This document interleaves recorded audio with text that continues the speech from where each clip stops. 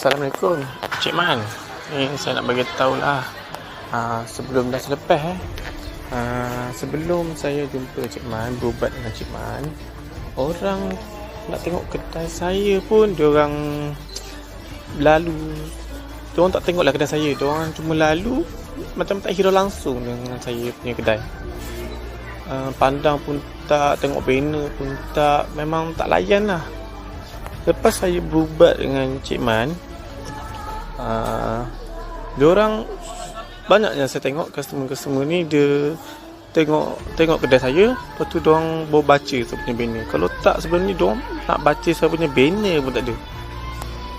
Lepas tu ramailah yang datang membeli. Kalau sebelum ni diorang tak nak beli sebab diorang tak nampak lah kedai saya. Lepas saya berubat tu, alhamdulillah berlaku perubahan yang lebih baik.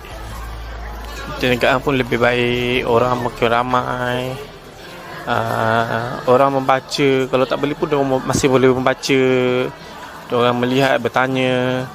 Alhamdulillah banyaklah perubahan yang saya dapat selepas saya berjumpa dengan Cik Man.